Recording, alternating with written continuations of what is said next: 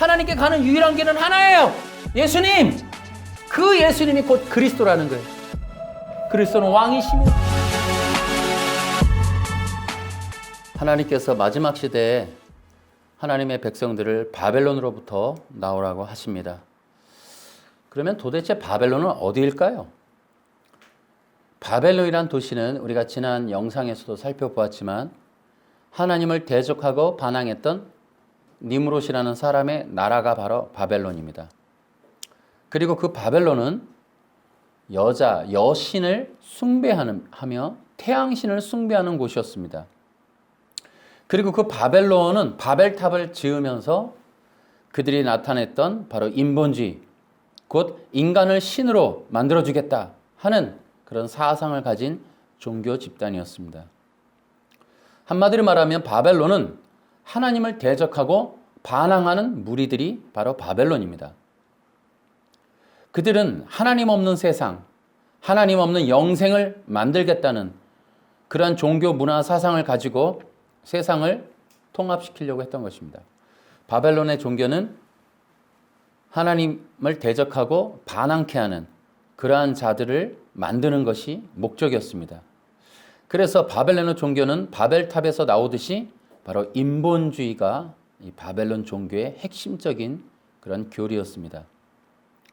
그 바벨론의 종교는 그리스도를 가리고 구원을 제거하여 구원의 통로를 막아버리고 저 영원한 천국을 여기 이 땅이라고 속여서 사람들이 평화롭게 사는 것이 천국이라고 속이는 가짜 기독교의 원류가 됩니다.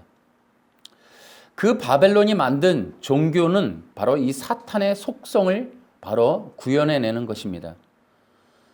사탄은 인간들을 충동질하고 유혹하여서 하나님을 대적케 하고 반항케 하였습니다. 그리고 하나님의 계획이 무너지고 인간을 향한 하나님의 이 구원의 진리들을 깨부셔서 하나님을 모독하는 자들로 만들고 결국은 하나님의 영광을 훼손하는 일을 하겠다는 것이 바로 이 사탄의 목적이었습니다.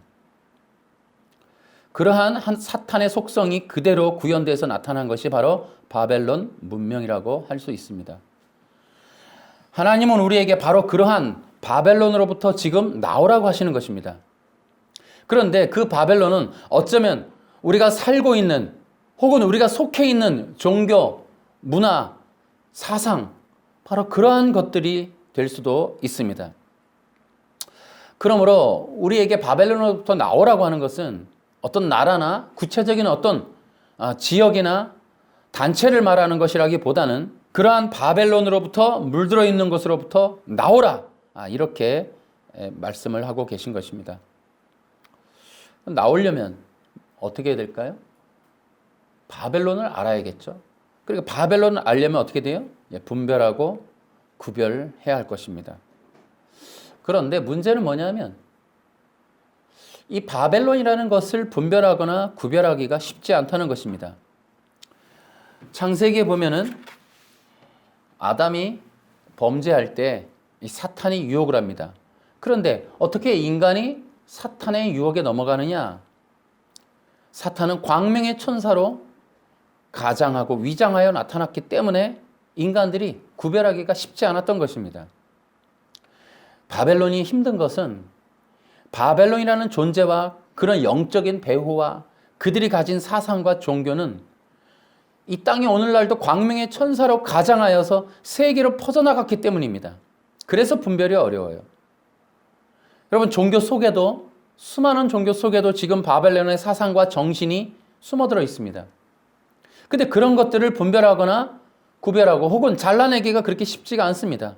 너무 그럴듯하고 너무 옳은 것 같고 바른 것 같기 때문입니다.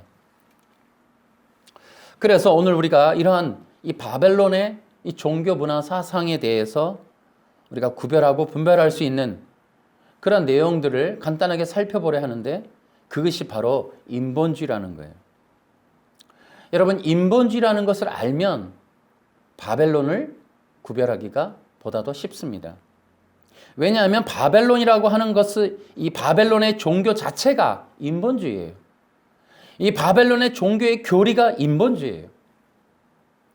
그 인본주의 자체는 오늘날 온 세상 속에 퍼져 있지만 그 인본주의는 바벨론의 문명이 가지고 있는, 문명에서 만들어진 그러한 교리들이기 때문에 우리는 반드시 인본주의에 대해서 좀 더 자세하게 알 필요가 있습니다. 더구나 우리가 이 인본주의를 좀 더 구별해야 되는 이유는 이 인본주의라고 하는 이 바벨론의 종교 문화 사상이 기독교 속에 들어가 있다는 거예요. 그래서 이 인본주의가 기독교 속에 들어가서 기독교를 가장해서 가짜 기독교를 만들어내는 주범이 되고 있기 때문에 우리는 이 인본주의에 대해서 좀 눈을 열고 좀 살펴봐야 할 것입니다. 이러한 일들이 쉽거나 또 간단하지는 않습니다. 또 사람들에게 좋게 받아들여지는 것은 아닙니다. 하지만 이 인본주의는 기독교의 이 생명줄을 가로막을 수도 있는 굉장히 위험한 것이기 때문에 우리 기독교인들은 이러한 인본적인 이 사상에 대해서 꼭 알아야 할 것입니다. 첫째, 인본주의는 어떤 것일까? 인본주의는 거짓 종교의 근원입니다. 여러분, 기독교를 제외한 모든 종교는 인본주의예요. 인본적인 정신과 교리를 갖고 있습니다. 이렇게 극단적으로 얘기하면 거부할 분들이 계시겠지만 분명한 사실은 기독교를 제외한 모든 종교는 인본주의입니다. 이걸 꼭 아셔야 합니다. 이런 것들서부터 분별할 수 있을 정도가 되어야 돼요. 그래야 바벨론에서 나올 수가 있어요.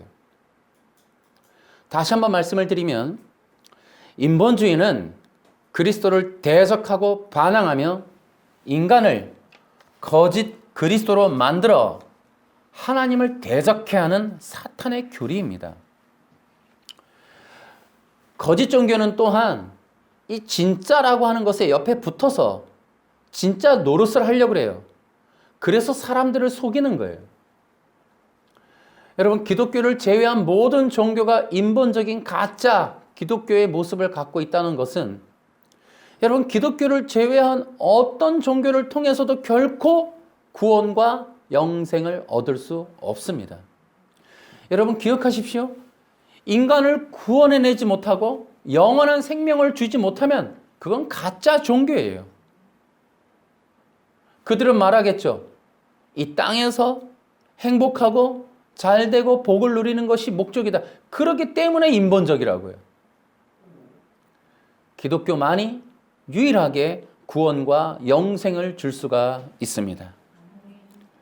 다른 어떤 종교로는 예수님을 떠난 그 어떤 것으로부터는 구원과 영생을 얻을 수 없습니다. 그래서 여러분들은 기필코 구별하셔야 돼요. 인본주의 종교가 무엇인지를 아셔야 돼요. 그렇지 않으면 인본적인 종교임에도 불구하고 모르거나 속아서 따라가다가 결국에 구원과 영생이 없는 가짜 종교에 속게 되는 거예요. 그렇기 때문에 기본적으로 성도들이라면 반드시 인본적인 종교가 무엇인지에 대해서 깨닫고 또 그것을 분별할 수 있기를 바랍니다. 두 번째, 인본주의 종교는 무엇인가? 인본주의 종교는 세계 종교 통합운동의 핵심 세력이에요. 그렇기 때문에라도 우리는 더욱더 분별해야 할 것입니다. 다시 한번 말씀을 드리면 인본주의는 바벨론의 종교였고 바벨론은 종교의 핵심적 교리예요.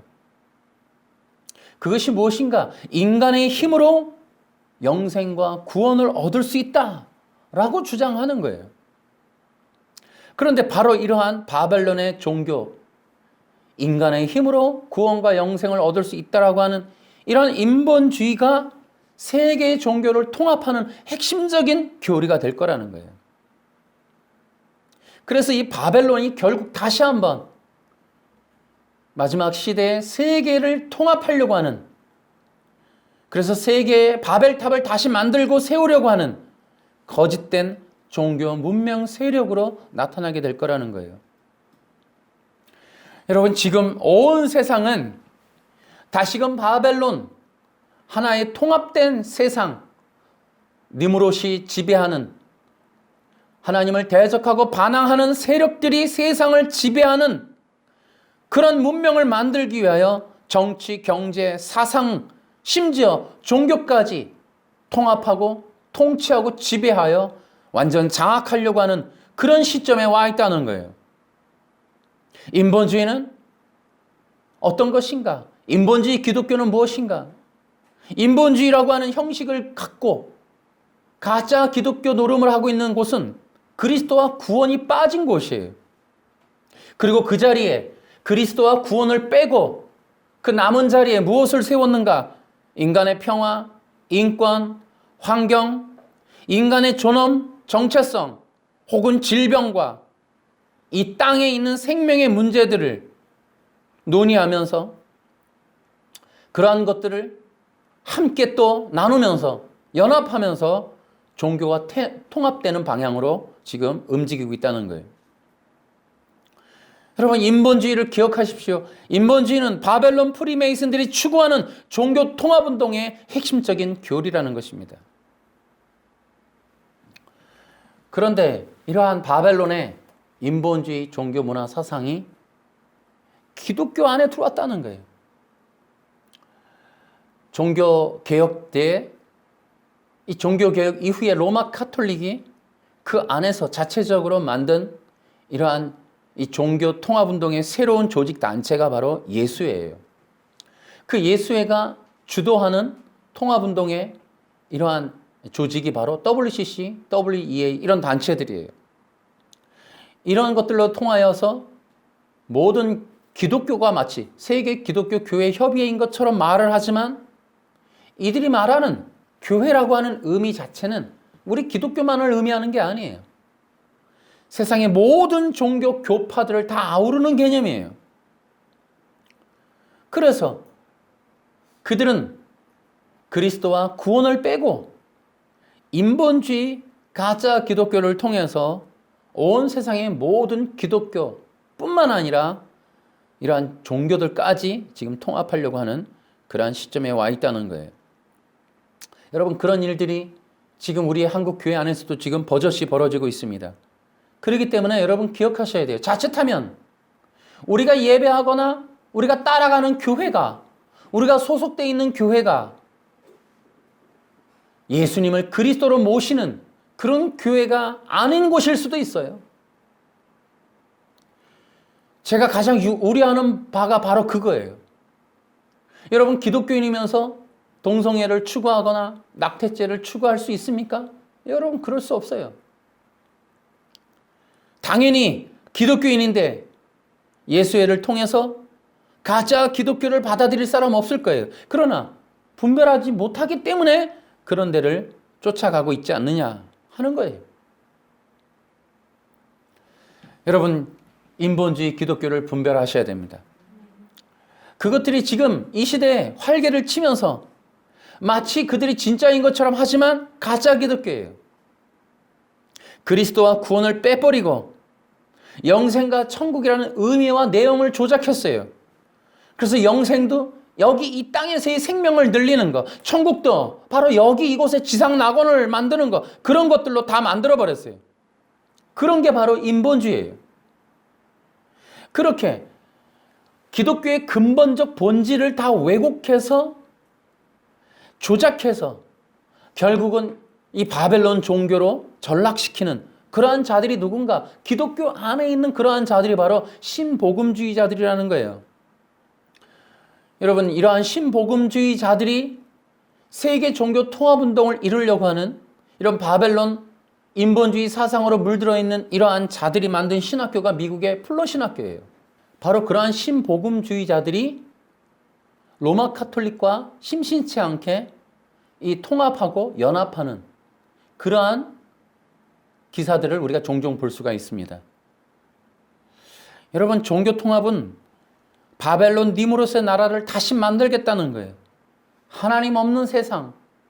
그래서 인간들이 모여서 인간을 통해 인간을 위해 인간에 의하여 하나님을 대적하고 반항하며 구원의 문을 막아버리겠다고 하는 이런 악한 사탄의 전략에 의해서 만들어진 이 바벨론, 그것이 바로 종교 통합의 음모라는 거예요. 우리가 지금 말하고 있는 이러한 가짜 기독교들이 때로는 교회 성장 프로그램으로, 때로는 출판 도서와 또 노래나 이런 찬양과 이런 문화들을 통해 지금 이런 것들이 교회 안에 물밀듯이 들어오는 거예요. 한국 교회가 인본주의를 분별할 수 없는 이유 중에 가장 큰 이유는 교회 성장이라는, 전도라는 미명하에 이런 것들이 물밀듯이 들어온다는 거예요. 목회자들이나 신학자들이 무분별하게 교회 성장이라면, 교단 성장이라면, 사람들이 늘어날 수만 있다면 이런 것들을 분별하지 않기 때문에 이런 인간의 속성을 너무 잘 아는 인본주의 세력들이 바로 이렇게 교회가 가장 좋아하는 방식으로 교회들이 서로 앞장서서 배우겠다고 나서는 그런 프로그램들을 통해서, 교회 성장 프로그램을 통해서, 제자 훈련 프로그램을 통해서 이러는 인본주의들이 가득하게 밀물듯이 들여오고 있다는 사실입니다. 그래서 분별하기가 어려운 거예요. 성도들 입장에서. 우리 목사님이 하고 있으니, 우리 목사님이 소개했으니, 우리 목사님이 추천해 주었으니. 그래서 참으로 인본주의를 교회 내에서 분별해내기란 여간 어려운 일이 아닐 수 없습니다. 그러면 이제 우리는 인본주의 교리를 다시 한번 살펴봐야 돼요. 첫째, 인본주의 교리, 앞에서 말씀드렸듯이 인본주의 교리의 핵심은 인간이 신이다 라는 거예요. 여러분, 뉴에이지라는 말을 많이 들어보셨을 것입니다. 뉴에이지의 교리가 무엇이에요? 인간이 신이다라는 거예요. 인간이 그리스도적인 존재가 되어서 인간이 하나님의 구원의 통로, 하나님의 구원자, 하나님의 형상과 모양이 되어서 이 땅에서 하나님의 영생을 부어주는, 또 영생의 통로가 되는 그러한 그리스도적인 존재가 되어서 스스로 생명과 구원을 만들겠다는 사상, 그 인본주의.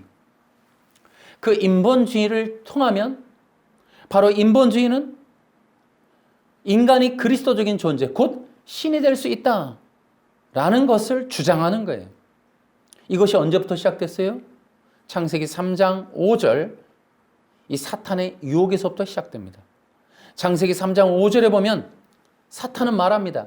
너도 신이 될 수 있어. 하나님과 같은 존재가 될 수 있어 라고 얘기해요. 그런데 그러한 사실을 하나님이 알고 너 모르게 감춘 거야 라고 얘기를 해요. 그래서 이때부터 이제 이 신지학, 신적 지식이 유래가 되는 거예요. 영지주의가 여기서부터 비롯되는 거예요. 인간이 신이 될 수 있는 지식이 무엇일까? 인간이 신이 된다는 그 방식이 무엇일까? 그래서 초월적 지식, 신비적 지식, 이런 것들을 추구하게 되는 그런 종교 운동이 신지학이고 영지주의예요. 영적 지식, 인간이 신이 될 수 있는 방법. 그래서 영지주의의 로고, 상징이 뭐냐면 뱀이에요. 꽈리튼 뱀. 왜요? 그 지식을 누가 알려줬어요? 뱀이 알려줬단 말이에요. 그러니까 이렇게 인간이 신이 될 수 있는 방법이 있다. 그것이 바로 너 선악과를 먹는 거야 라는 거예요. 선악과가 상징하는 게 뭐예요? 그래서 인간의 신이 될 수 있다라는 거예요. 그렇게 지금 왜곡이 돼버린 거죠. 그런데 그러한 영지주의, 사탄이 만든 영지주의를 종교화, 세력화한 것이 바로 유대 카발라 종교라는 거예요. 유대 카발라 종교가 추구하는 것은 초월적 지식이고 신비적 체험이에요. 뭐예요? 인간이 신이 될 수 있다라는. 그리고 신비적 체험을 추구하는 것이 무엇이냐? 선악과를 먹는 거예요. 무엇인가 접촉하는 거예요. 사탄과의 접촉, 영매, 신비적 합일, 그 다음에 마인드 컨트롤, 이런 것들. 이런 것이 바로 유대 카발라에서 급진적으로 발전하게 되고, 그 유대 카발라가 이 바벨론에 들어가서 이런 이 탈무드와 연합을 해서 바리새파 유대인이 만들어진다는 것입니다. 그것이 바로 인본주의예요. 그러니까 바리새파 율법주의자들이 가진 그들의 감춰진 내막이 종교의 교리가 뭐냐? 인간이 신이 될 수 있다는 거예요. 여러분 그러나 기억하십시오. 창조의 원리가 뭐냐? 하나님이 창조주이시고 인간이 그의 피조물이다 이거예요. 하나님이 왕이시고 인간은 그분의 백성이다. 이게 창조의 원리예요. 이게 원래 선악과의 언약의 내용이에요. 선악과의 내용이 인간이 신이 된다는 게 아니라 인간이 하나님의 피조물임을 기억해야 한다라는 내용이에요. 근데 사탄이 이걸 뒤집었어요. 사탄이 뒤집어서는 거꾸로 말한 거예요. 인간은 신이 될 수 있다. 그 거꾸로 만들어서 인간이 그걸 받아 먹어요. 그 받아 먹은 그것이 인간의 원죄라는 거예요. 그리고 인간의 원죄가 뭐냐? 인간이 신이 되겠다. 인간은 신적 존재가 되겠다. 인간이면 충분하다. 나는 나의 힘대로 산다. 나는 나를 믿는다. 이런 게 원죄예요.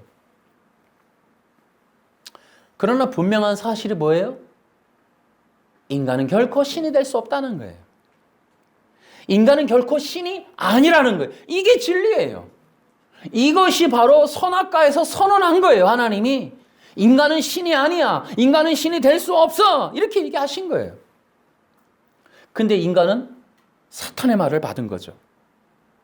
사탄은 광명의 천사로 나타나서 가장 현란한 말로 속인 거예요. 인간이 신이 될 수 있다. 여러분 바벨론 종교가 뭐 한다고요? 인간은 신이 될 수 있다고 거짓말하고 있어요.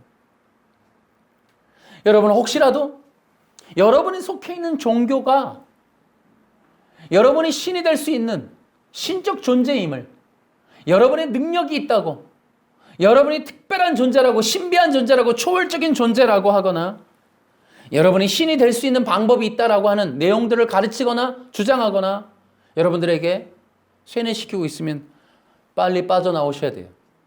그것이 뭐라고요? 바벨론이라는 거예요. 바벨론. 두 번째로 인본주의의 교리 두 번째는 인간의 힘에 의해서 구원과 영생을 얻겠다는 거예요.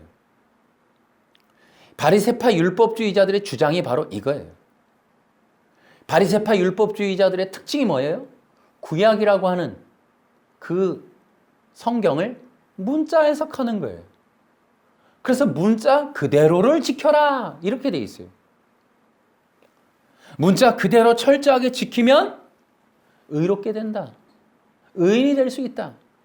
그것이 바로 바리새파 율법주의자들이 가진 거짓된 바벨론 종교죠. 인간이 어찌됐든 의인이 된다는 거예요. 뭐로? 율법으로. 그게 변형된 거예요. 인간이 신이다, 신이 될 수 있다라는 말을 이 바벨론 바리새파 율법주의자들이 그렇게 율법을 통해 의인이 될 수 있다. 너는 완전해질 수 있어? 너는 구원받을 수 있어? 하나님 앞에 서는 신적 존재가 될 수 있어. 이렇게 얘기하는 거예요.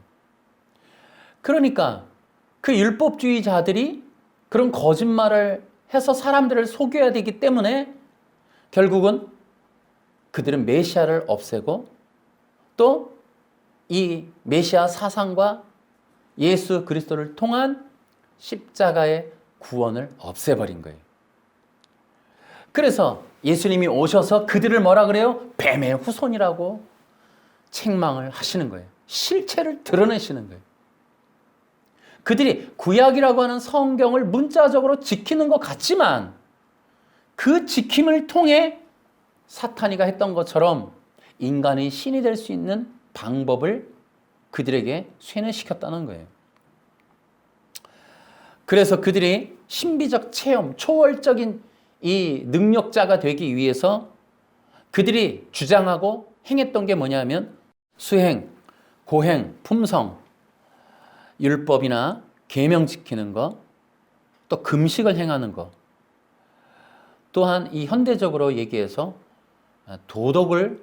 도덕적인 삶 혹은 윤리의 수준 이런 것들을 통해서 최종 구원이 이루어진다. 여러분, 이렇게 주장하시는 분들이 기독교 안에 얼마나 많은지 몰라요. 여러분, 이것이 모두 어쨌든 간에 바벨론 인본주의의 내용이에요. 여러분, 이러한 이 바벨론 인본주의를 구별하셔야 돼요. 왜요? 우리가 꼭 기억해야 될 거, 잊지 말아야 될 게 뭐냐? 하나님의 유일한 구원 계획은 그리스도예요. 다른 방법이 없어요. 구원받기를 원한다? 그러면 딱 한 가지밖에 없다는 거예요. 예수 그리스도를 믿는 것 외에는 다른 구원의 방법이 없다는 거예요. 이러한 확고한 분명한 구원의 이 진리를 붙잡게 하기 위해서 여기에서 흔들리거나 유혹받지 말라고 인본주의가 뭔지를 설명하는 거예요. 여러분, 아담과 하와가 왜 타락했어요? 그들이 거짓말인 걸 몰랐단 말이에요. 근데 그 인본주의, 곧 인간의 욕망의 충동질에 대해서 넘어가 버린 거예요. 여러분, 인본주의를 구별하지 못하는 것은 지식적인 무지 때문이기도 하지만 인간의 욕망 때문이기도 해요. 근데 그 결과는 참혹하다고요. 결국은 속는 거예요. 다 속게 돼요. 우린 기억합시다. 예수님 외에 다른 구원의 길이 없다는 거예요. 여기에서 굳건하게 서 있어야 돼요. 이 진리를 지켜야 돼요. 인본주의는 무엇을 주장하는 것과 같으냐면 인간이 완전하다 라고 얘기하는 것과 같아요. 예를 들어 인간이 법을 지키고 율법을 지키면 구원받는다. 의인이 된다. 여러분, 여기에서 가장 큰 문제가 뭐예요?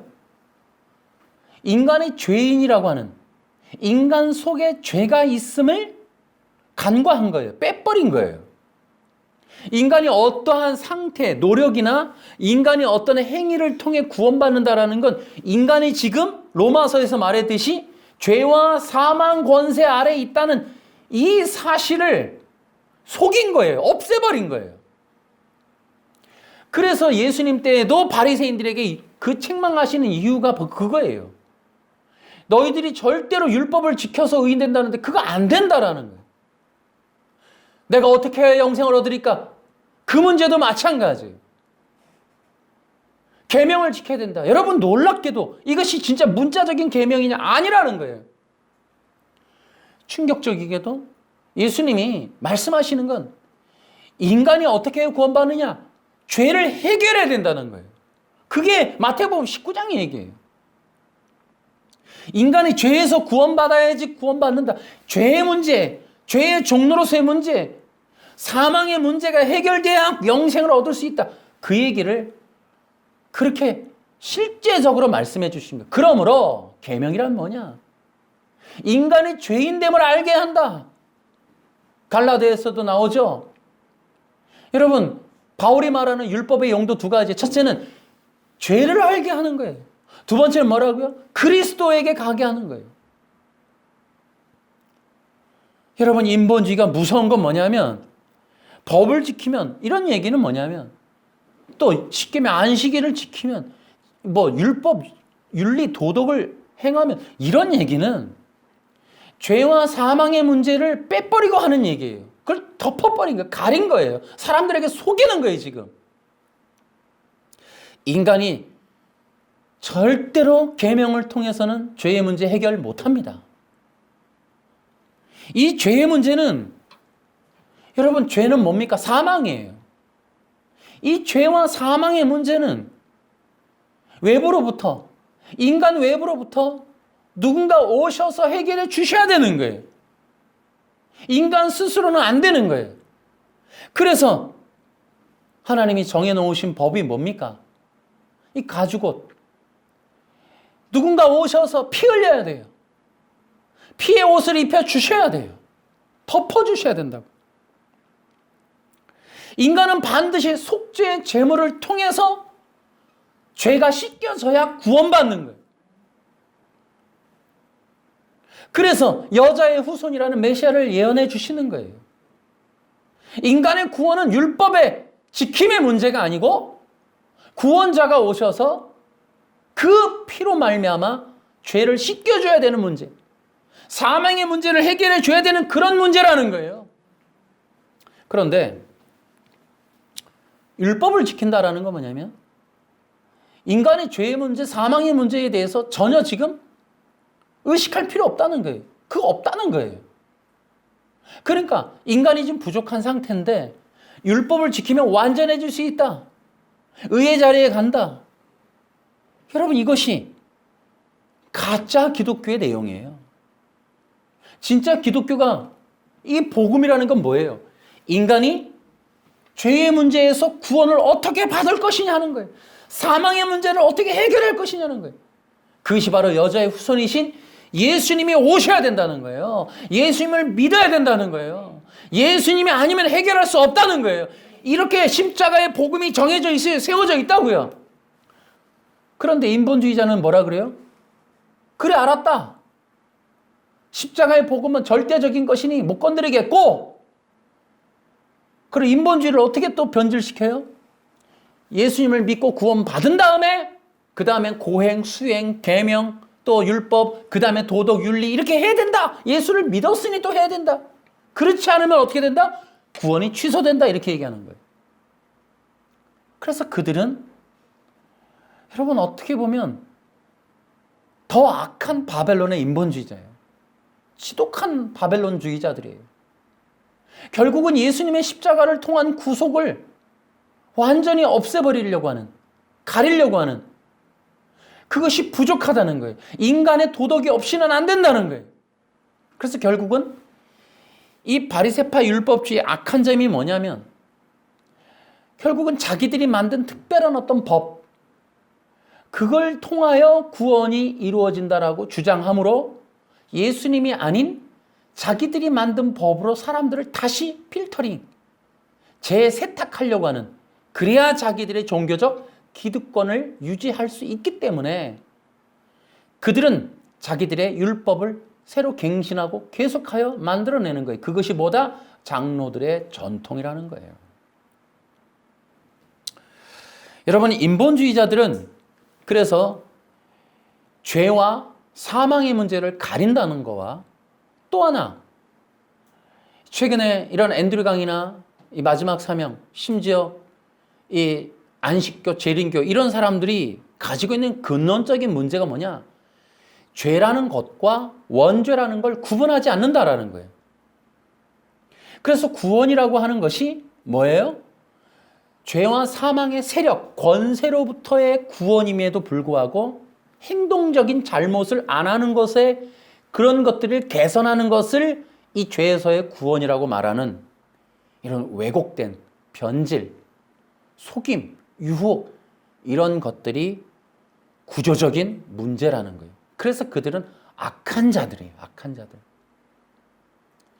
그래서 다시 한번 말씀을 드리지만 그들은 바리새파들이에요. 바리새파가 뭐예요?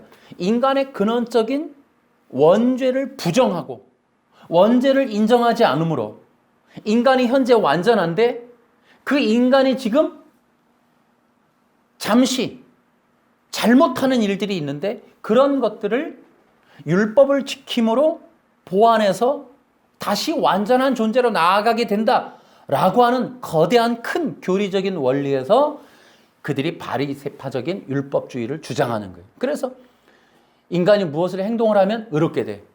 구원을 받아. 착해지면 최종 구원도 받아.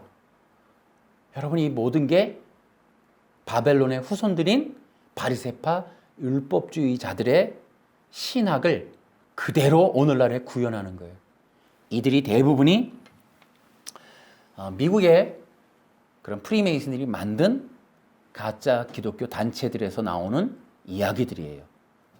네 번째, 인본주의가 또 무엇을 주장하는가 하면 인간의 존재적 변화를 주장하고 있습니다. 더 나은 존재가 된다는 거예요. 더 나은 존재로 변화된다는 거예요. 여러분, 다시 한번 말씀을 드리면 선악과 언약이 뭐냐면 인간이 피조물이라는 것과 인간이 하나님의 백성이라는 것에 대한 분명한 선언이에요. 그러므로 너는 신이 되려고 하거나 하나님이나 창조주가 되려고 해서는 안 돼. 왕 같은 제사장으로서 너는 하나님을 예배하고 경배하는 자고 그 제사장의 자리에서 떠나면 안 돼. 여러분, 이 내용이 선악과의 내용이에요. 그런데 그러한 내용들을 바꿔서 사탄은 거짓말했어요. 인간이 신이 될 수 있다.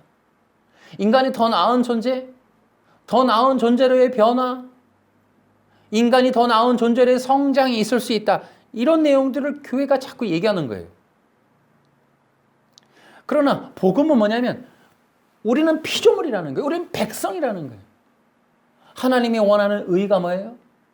하나님은 창조주이시고 우리가 그분의 예배자의 자리, 왕 같은 그 백성의 자리로 돌아가는 것, 그것이 의의 관계가 회복되는 거예요. 근데 인본주의는 인간을 범죄케 할 때와 똑같은 방식으로 인간이 원래 피조물의 자리에 있었던 걸 빼내는 거예요. 그 자리에서 벗어나게 하는 거예요. 어떻게? 너 거기 있을 사람 아니야. 너는 더 나은 존재가 될 수 있고 더 나은 존재로 변화될 수 있어. 라는 거예요. 근데 이것이 무엇이 문제이냐? 여러분, 그렇게 이것이 종교화되면 더 나은 존재로의 변화의 가능성에 이런 것이 주장이 되거나 이러한 것들이 교리화되면은 인간 속의 문명으로 들어가서 이것은 더 나은 존재와 더 낫지 못한 존재로 인간의 계급이 나누어지고 등급이 나누어지는, 그리고 어떻게 돼요? 차별과 비교가 나타나게 되는 거예요. 인간 세상 속에. 그래서 인간은 신이 되려고 그 자리를 벗어나게 됨으로 인하여 인간은 이미 차별성을 갖게 돼요. 더 나은 존재가 되고 더 낫지 못한 존재가 있고 또 더 못한 존재가 있어서 더 나은 존재가 더 낫지 못한 존재를 통치하고 지배하고 심지어 억압하며 착취하는 인간 세상에 계급이 생기는 그러한 악한 인본적 세상이 진행되는 것입니다. 그래서 여러분 기억하십시오. 인본주의 속에 공산주의 사상이 들어있고 그 공산주의 사상은 율법주의로 나타나는 거예요. 율법주의 종교는 공산주의 사상을 가지고 있는, 종교적 틀을 가지고 있는 그런 정치적인, 종교적인 바벨론 세력과 같아요. 그러므로 공산주의와 율법주의는 같은 존재예요. 뿌리가 같아요. 내용이 같아요. 여러분 기억하십시오. 율법적인 종교를 보면은 반드시 인간의 교주나 인간의 기득권적인 더 나은 존재가 되어졌던 어떤 사람이 존재하고 심지어는 독재자가 출현하게 돼요. 마치 이만희나 문선명 같은 자들을 말합니다.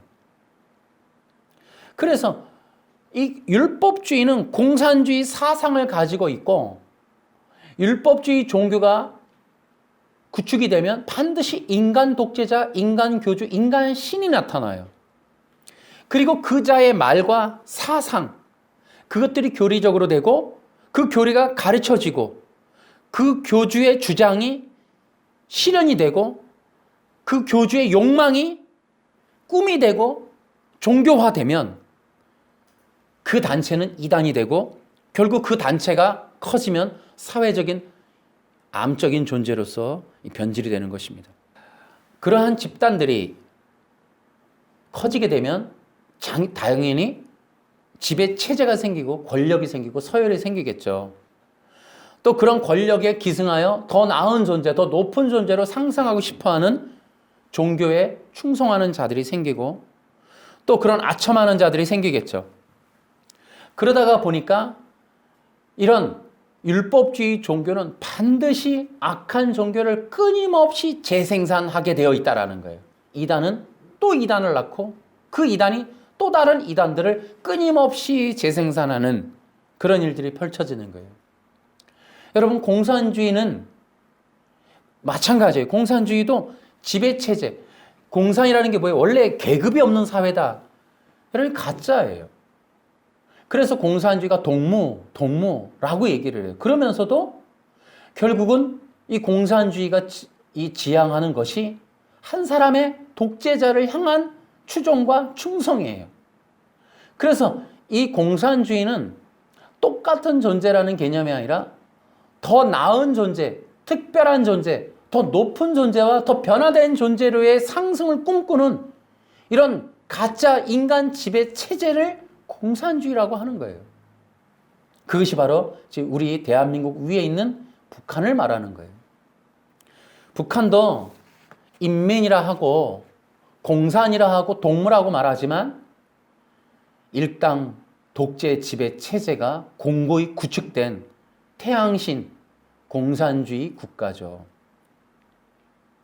이것을 여러분 끊어낼 수 없는 이유가 있어요. 여러분 절대로 인간 세상 속에 공산주의와 율법주의는 없어지지 않을 겁니다. 주님 오실 때까지. 왜냐? 이것은 인간 누구나 그 속에 들어있는 본성이기 때문에 그렇습니다. 여러분의 인간의 본성이 무엇이냐? 인본주의예요. 여러분이 이러한 인간의 본성인 인본주의도 여러분 잘 아셔야 돼요.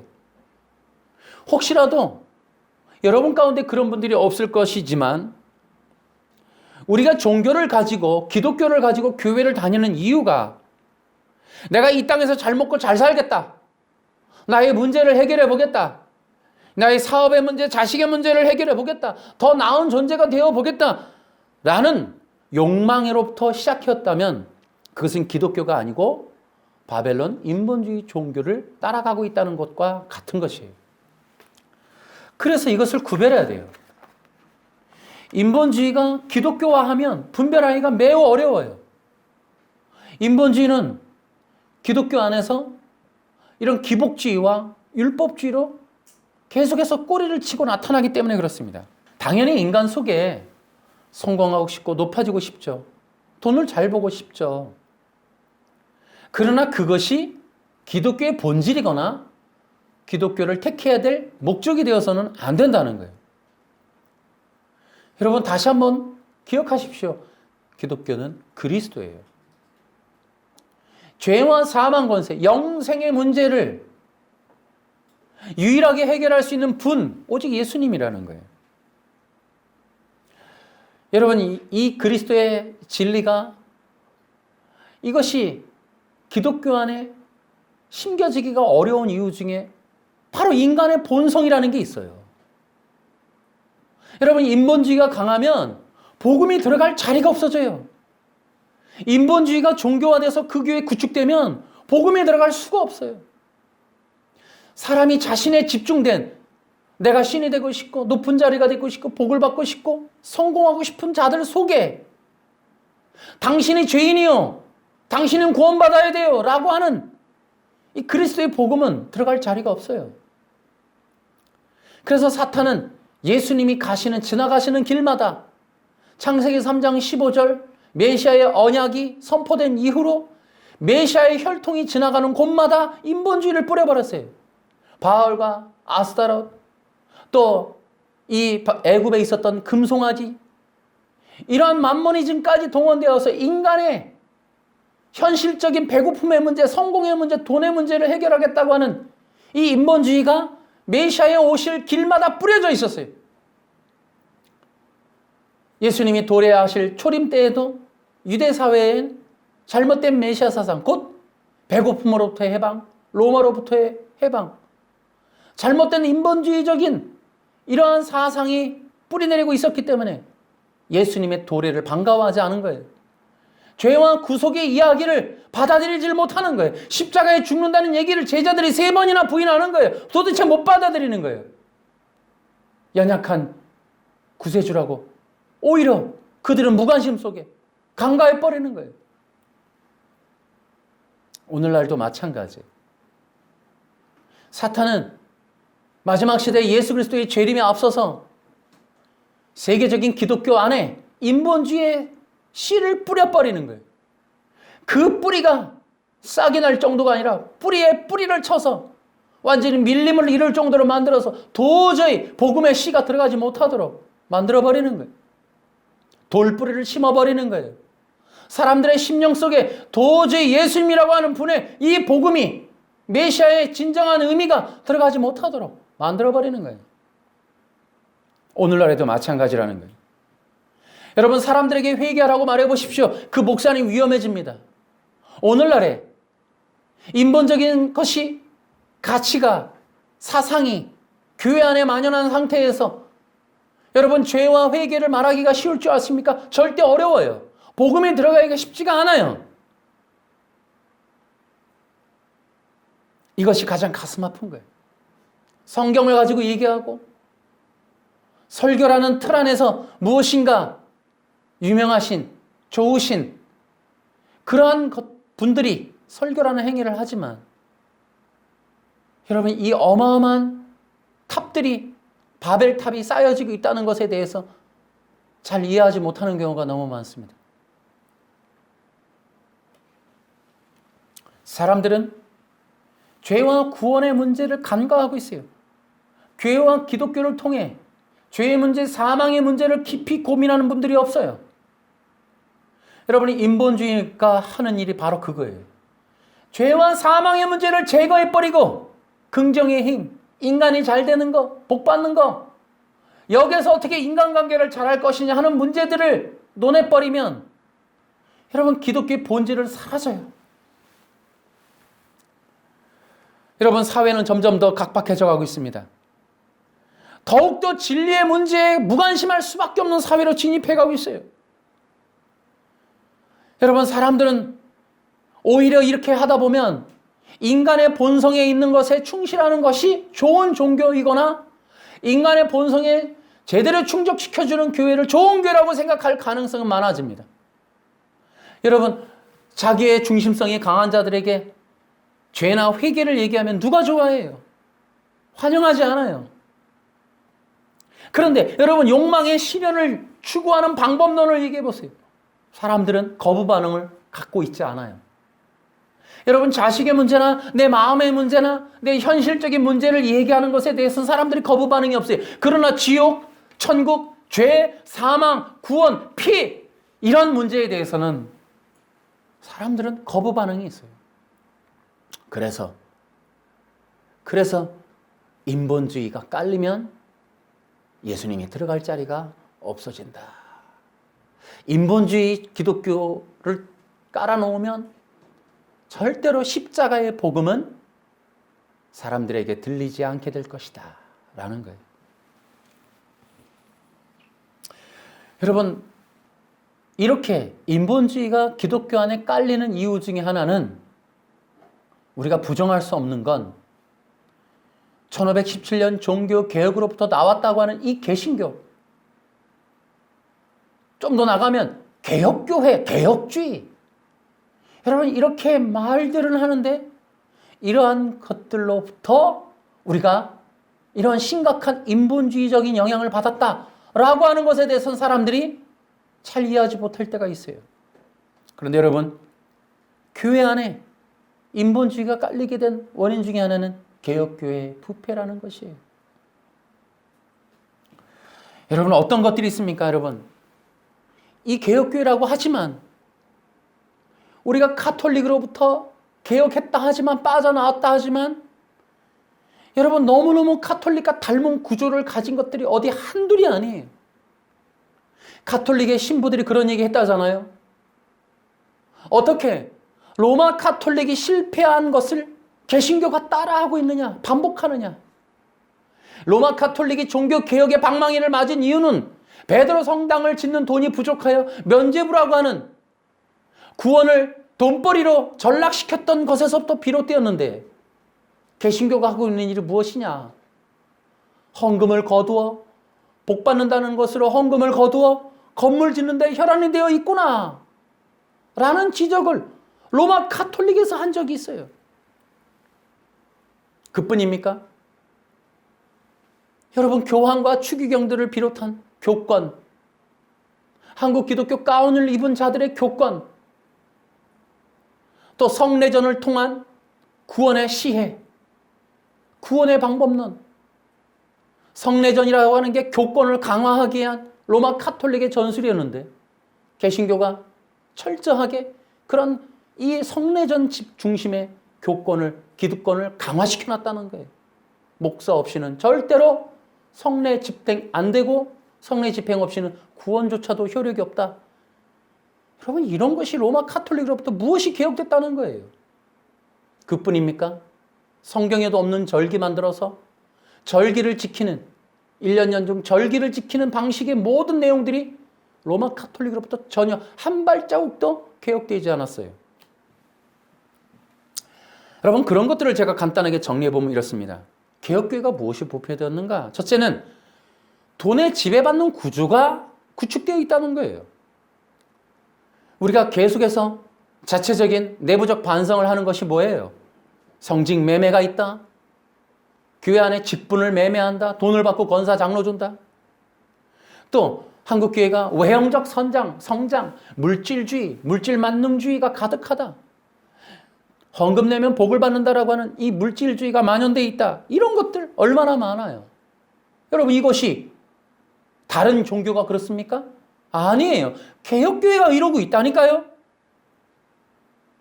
전도라는 미명으로 행해지는 외형적 성장, 건물 중심의 성장, 그들이 신앙적 고백이나 다른 어떤 예수님이 아니어도 충분히 교인으로 등록될 수 있는 이 구조적인 시스템, 사람의 혈안이 되어 있는 거대한 성전 짓기, 헌금과 축복을 연결하여 기복주의를 만들고 일천번제를 통해서 문자 해석을 통해 돈 걷어들이는 이런 행위들. 여러분, 면죄부와 뭐가 다릅니까 지금? 면죄부를 판매했던 종교개혁 로마 카톨릭과 무엇이 다르다는 거예요? 세계적인 기독교의 부패의 핵심에는 개혁교회가 이토록 처참하게 지금 썩어 있다는 것에서부터 비롯됐다고 우리는 다 인정해야 돼요. 여러분, 기억하십시오. 복음은 돈과 결부되어 있는 한 절대로 선포되어 줄 수 없어요. 돈에서 자유롭지 못하면 복음을 말하기 어렵습니다, 여러분. 그리스도의 복음을 지켜내기 위해서는 돈과 결별해야 돼요. 그러나 한국 기독교가 건물 중심, 교권 중심, 신학교 중심, 총회 중심의 이 구조, 이것을 구축해 놓은 이상 여러분, 절대로 복음이 제대로 선포되어지기는 쉽지 않아요. 여러분, 최근에 코로나 때문에 교회가 어렵다고, 기독교가 어렵다고 심포지엄이나 세미나를 하고 논문을 발표하기도 합니다. 여러분, 그러나 그러한 것들이 절대로 위기 상황의 대안이 될 수 없어요. 왜냐하면 근원적으로 결국 그 모든 것들이 뭐예요? 건물교회 지키겠다. 총회를 중심으로 구축된 이러한 교단 중심의 신학교, 기독교 지키겠다. 어떻게든 간에 이런 목회자들의 이러한 안위를 지켜내겠다라고 하는, 솔직히 우리가 불편하지만 내면에 감춰져 있는 이런 종교적인 욕망이 근원되어 있기 때문에, 거기서 또 시작되고 있기 때문에 여러분, 이런 것들이 몸부림이 결코 대안이 되기 어려워요. 여러분, 진짜 이런 것들을 통해, 코로나를 통해 우리가 보면은 다 버려야 돼요. 로마 카톨릭으로부터 개혁했다면 양심적으로 로마 카톨릭에서 실패하고 잘못되었다고 인정된 모든 걸 버려야 되는 거예요. 그런 심포지엄 해야죠. 그런데 지금 제가 말씀드렸던 돈에 지배받는 이 구조, 이 구조를 깨트리겠다는 게 아니라, 개선하겠다는 게 아니라, 허물어져가는 이 돈에 지배받는 구조로 형성된 이 대한민국 기독교를 어떻게 유지하고 지켜내고 이것을 보호하고 유지하고 계속해서 이것을 지켜나갈 수 있을까를 고민하는 방법으로 여러 가지 대안들을 고민한다 이 말이에요. 그렇기 때문에 아무런 의미가 없어요. 두 번째는 개혁교회가 어떤 부분에 부패했느냐. 계속해서 말씀드렸듯이 교권에 대한 기득권의 부패예요. 여러분 보십시오. 교회라는 구조가 목회자 중심으로 목사님이 신방하고 돌잔치에 복을 빌어주고 사업처에 가서 복을 빌어주고 하는 이런 일들을 통해 복을 받을 것이다. 여러분, 이게 면죄부 이 판매했던 로마 카톨릭의 구조와 뭐가 다르냐? 아무것도 안 달라요. 목사님이 가운을 입고 교회 예배당에 이 설교하는 곳을 강단이라 하고 지성전이라고 말하기도 하고, 그렇게 교권하에서 특별한 존재임을 위시해서 권위를 스스로 입는 이 문제, 총회나 노회 구조적인 평신도를 지배하는 구조, 스스로 목회자들이 스스로 권위를 입는 이 구조,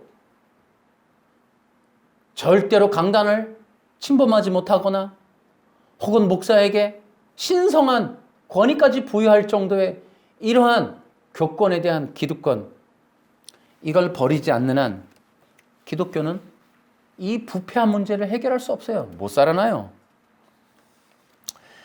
여러분, 이런 것들이 문제가 되는 건 교회 유지가 결국 그 교권을 위해서 유지될 수밖에 없는 목적과 이유를 갖게 되면 헌금을 끊임없이 재생산해서 바치게 되는, 그래서 그것을 통하여 건물 유지하고 그것이 총회를 유지하고 신학교를 유지하는, 여러분, 그런 원리로 만들어 놓은 상태에서는 기독교가 개선되기는 어렵다라는 거예요. 우리가 1517년에서 종교 개혁을 이룬 개신교가 맞느냐? 여러분, 이건 굉장히 의심할 부분이 한두 개가 아니에요.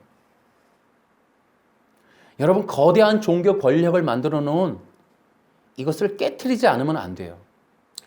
그러면 우리는 어떻게 해야 될까? 대책으로 마지막 시대에는, 여러분 보십시오. 교회 역사를 보면은 로마 카톨릭이라고 하는 거대한 종교 권력이 있었을 때 소수의 무리들이 그리스도의 복음을 전하거나 예수님을 말하고 또 진정한 복음을 성경으로 써서 남겼던 소수의 공동체들이 존재했어요. 여러분, 마지막 때에는 그리스도의 복음을 가지고 있는 소수의 공동체가 필요한 거예요. 이런 대형 건물 위주의 이 기독교가 언젠가 허물어집니다. 이것이 여러분, 수많은 사람들을 속이고 많은 사람들에게 실망을 주는 일들이 있을 거예요. 기억하세요. 교회 역사가 이미 증명했어요. 거대한 큰 흐름으로 가던 이런 종교 권력에 의해서 하나님의 복음의 진리의 구원이 이어진 것만은 아니에요. 그 시대마다 남겨진 소수의 무리들이 있는 거예요. 여러분, 소수가 되는 걸 두려워하지 맙시다. 마지막 시대의 종교 권력에 의한 보호를 그런 의지할 생각도 하지 말아야 돼요. 때때로 거대한 종교 권력에 의해서 이단이라고 판명될 수도 있어요. 원래 그래요. 종교 권력이라는 것은 자기들에게 저항하는 자들을 이단이라는 힘으로 다 제명시켰어요. 사회로부터 다 파묻어 버렸어요. 그러나 기억하셔야 돼요. 하나님의 영맥은 소수의 공동체로 흐르는 거예요. 진정한 복음이 있다면 소수의 남은 자로 남는 걸 두려워할 필요가 없어요. 세 번째로 개혁교회가 부패한 부분이 뭐냐? 신학의 변질이에요. 신학의 부패예요. 이건 너무너무 할 말이 많죠. 여러분, 개혁주의 안에 신학의 변질의 문제는 어제 오늘의 문제도 아니고 보통 심각한 문제가 아니에요. 여러분, 내가 늘 얘기하지만 성령의 은사 중지론을 말한 것부터는 이미 끝난 거예요. 거기서부터 개혁교회는, 개혁신학은 생명이 다한 거예요. 여러분, 성경에서 성령이 얼마나 중요합니까? 사도행전에서도 12장부터 15장까지 이 성령의 임재가 구원의 표징임을 베드로가 계속해서 증언하고 있는 부분을 우리가 볼 수가 있어요. 그런데도 개혁신학이라는 이름으로 성령의 은사는 중지되었다. 성령의 역사는 초대교회 때 끝났다. 라고 하는 이러한 일들은, 이러한 주장은 대표적인 개혁교회의 부패성을 보여주고 있는 겁니다. 그뿐만 아니라 이 대체신학이라는 것도 성경 해석을 왜곡하는 가장 치명적인 악한 사례에 나타나고 있습니다. 또한 긍정의 힘과 목적이 이끄는 3등을 통한 인본주의적인 기독교의 이러한 포교, 또 신사도 운동 등을 통한 영지주의의 재현, 개혁주의라는 이름으로 전도라는 미명으로 이루어지는 교회 성장 프로그램의 이런 전파, 이런 것들이 여러분 개혁주의 안에 만연돼 있어요. 개혁신학은 부패했습니다. 생명을 다했어요. 지금 한국교회를 보십시오. 개혁신학이 퍼진 이 대한민국의 몰골을 보세요. 비참하게 변형되어 있고 구부러져 있고 어그러져 있는 이 상태를 보십시오. 제대로 복음을 전하지 못할 뿐더러 기독교가 그리스도인지도 모르는 그런 비참한 상태에 놓여 있지 않습니까? 우리는 분명하게 다시 한번 기억해야 됩니다. 이런 인본주의를 떠나서 창세기 2장 17절에 분명하게 말씀하셨던 하나님의 복음, 그리스도, 이 그리스도를 회복하는 것이 마지막 시대의 부흥의 관건이라는 거예요. 그리스도. 이것이 가인과 아벨의 제사에서도 가장 중요하게 나타났던 그러한 영적인 두 세력의 중요한 중심이에요. 기독교. 기독교는 뭐다고요? 그리스도라는 거예요. 그리스도. 예수님이 구원자이시며 하나님이시다라고 믿는 것이 바로 기독교예요. 이 기독교의 핵심적인 내용, 이 네 가지만 말씀을 드리면, 첫째, 기독교는 절대로 구원을 잃어버려서는 안 된다는 거예요. 인본주의가 조작해 놓은 것들에 대해서 제가 반론을 제기하는 거예요. 올바로 세우는 거예요. 인본주의가 가리는 게 바로 구원이라는 거예요. 기억하십시오. 인간의 절박한 문제가 뭐냐? 죄와 사망의 문제예요. 그리고 지금 죄의 종로로 타고 있는 것의 문제예요. 사람이 무엇을 모르고 무엇을 못해서 지금 못 살고 고통받고 잘못 사는 게 아니에요.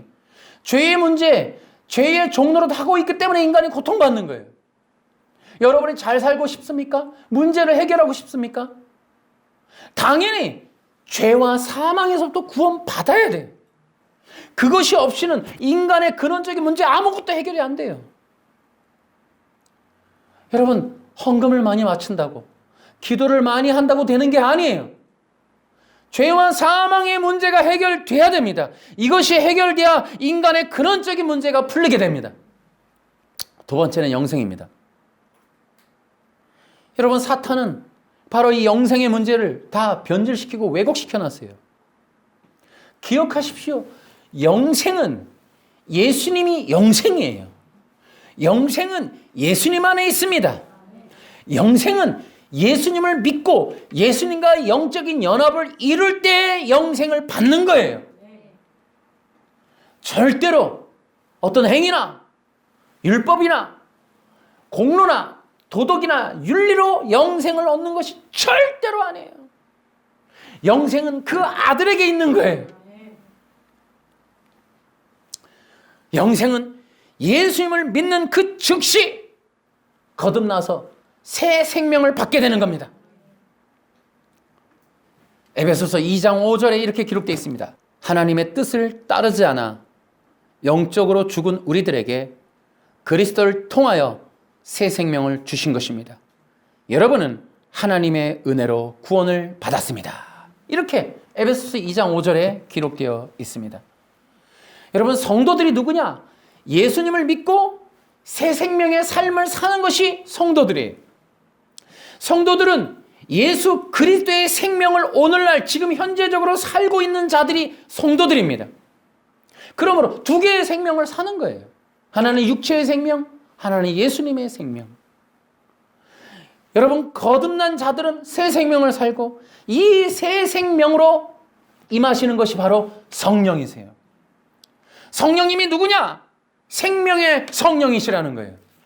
디도서 3장 7절에 이렇게 기록되어 있습니다.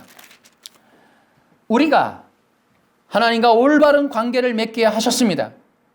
이 모든 것이 하나님의 은혜입니다. 하나님께서 우리에게 성령을 주심으로 이제 우리가 그토록 소원하던 영원한 생명을 누리게 된 것입니다. 이렇게 기록되어 있습니다. 세 번째 기억하십시오. 기독교는 영원한 천국과 그 영광을 누리는 것입니다. 기독교의 복음이 뭐냐? 저 영원한 천국을 얻고 그 영원한 천국에서 하나님과 함께 영원한 영광을 함께 누리는 것입니다. 근데 인본주의가 뭐라고요? 여기가 천국이라는 거예요. 지상 낙원을 꿈꾸는 거예요. 근데 여러분 기억하십시오. 복음이 뭐예요? 저 영원한 천국, 그리스도의 나라가 있다는 거예요. 새 하늘과 새 땅이 있다는 거예요. 새 예루살렘 성이 있다는 거예요. 여러분 기억하십시오. 하나님의 영원한 영생의 나라를 소망하십시오. 그게 기독교예요. 그것이 없다면은 여러분 이 땅에 있는 수고가 의미가 없어요. 예수님을 믿는 믿음이 의미가 없어요. 저 영원한 나라가 없다면 이 땅에서 연단을 받고 고난을 받고 수고하는 일들이 아무 소용이 없는 거예요. 우리의 믿음의 끝이 무엇이냐? 영원 구원. 저 영원한 나라에서 영광을 누리는 것이 우리 믿음의 끝입니다. 그러므로 여러분 기억하십시오. 영원한 천국과 영광을 빼앗기면 안 돼요. 지상 낙원은 하나님이 바라시는 것이 결코 아닙니다. 지상 낙원을 어딘가 여기 땅이 있다, 어딘가 특별한 곳이 있다, 이렇게 얘기하고 말하는 그런 단체는 바벨론이에요. 무조건 나오셔야 돼요. 이 지상에 천국이 있음을 의미하는 여기서 낙원을 누리겠다는 그 어떤 것도 다 바벨론 공동체예요. 그런 곳에서 다 나오셔야 돼요. 저 영원한 천국, 그 하나님의 보좌 가운데 어린 양이 계신 그 나라가 아니라면 다 잘못된 거예요.